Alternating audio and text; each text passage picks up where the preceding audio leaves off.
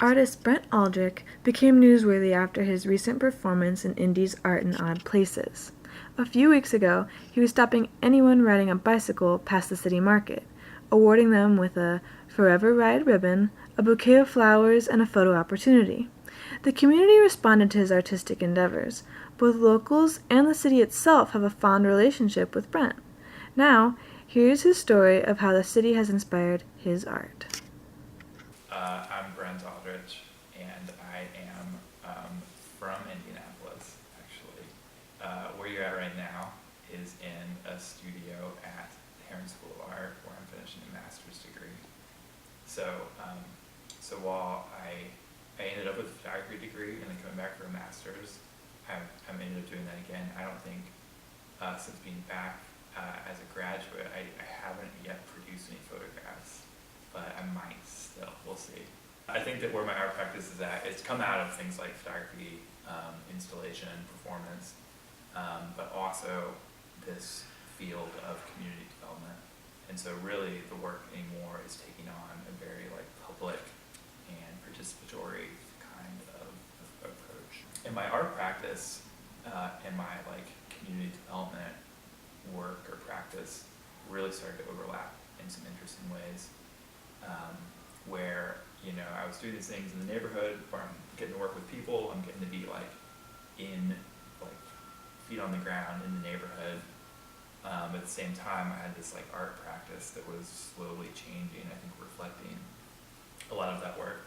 At one point in time then, I was working on this very large project in the neighborhood where we like took a block of street called a better block, in this case Washington Street, which is our like main drag, and reconfigure it for a day to look like slow down traffic, like build in big sidewalks, like mock up storefronts where there aren't any, things like that. And someone asked me at that point, do you consider this your art practice? You know, and I was doing it for a community development corporation, like with neighborhood partners and other not-for-profits and just neighbors. But that question actually, to some extent, I think, was part of the reason to come back to grad school, to really grapple with that question of what kind of like socially engaged, neighborhood-based, somewhat place-based projects, how that could really like be an art practice in a lot of ways. Libby Bowling, Brent's niece, is currently a junior at Heron High School and is an aspiring photographer. She has some insights about her uncle's mission and sees the importance in exposing Hoosiers to different forms of art everywhere within their community. Every Friday we would do art things together, and a lot of times it would be him taking me to work on a mural. I remember we worked for a little bit on this mural on a building that was going to get demolished, and we just painted a glacier with some diamonds in it, and then it got demolished and there's like the rubble, and you could see the drawings on the rubble. So we would do stuff like that pretty regularly, and he always is really open to letting me help with anything that he's doing. Like we like made this like mastodon skull, he made it, and I helped him like dig a hole to bury it in, and then we dug it out. So a lot of the work that I'm doing now involves other people, you know, in the process. There's parts of it that are very open-ended, so it really needs other people to like complete in a way. And there's a lot more room for collaboration and like sharing in the work itself in some really direct ways.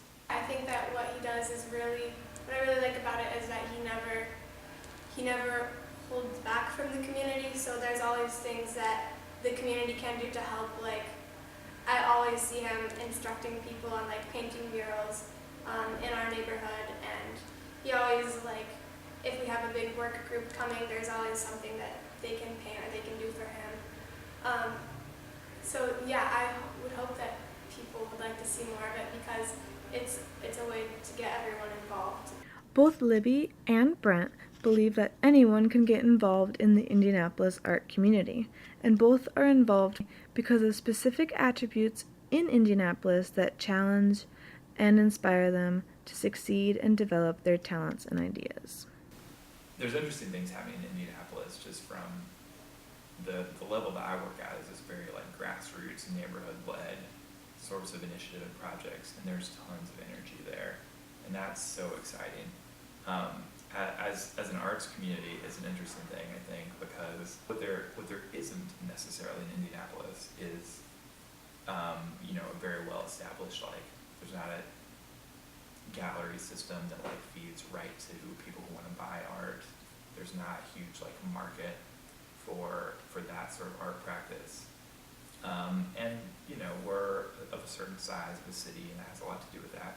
We hear people say all the time that Indianapolis is a metropolitan area with like a small town feel. So I think that a lot of the art in Indianapolis isn't focused on like how can I express myself. It's what can I share with my community, which I think is really good, and I think it comes from the small town feel of the metropolitan area, and so that's something that I really like.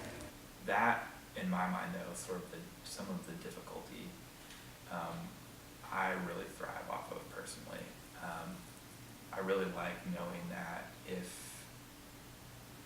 there's a thing that I really care about and want to happen, I'm going to have to work hard for it, but it absolutely can happen. I think that's a really nice thing about the size of Indianapolis and the people who are here right now. Just as a group, I think there's a lot of people with a lot of great ideas. Indianapolis has a true ride forever mentality. The community is open to artists, and with artists like Brent, people can join together to create and tap into the art community's true potential. Now is the time to take the initiative and get involved. It is as simple as acknowledging the abundance of opportunities and making something of it. To find out more about Brent's art and to get involved, check out his website at www.brentaldrich.com.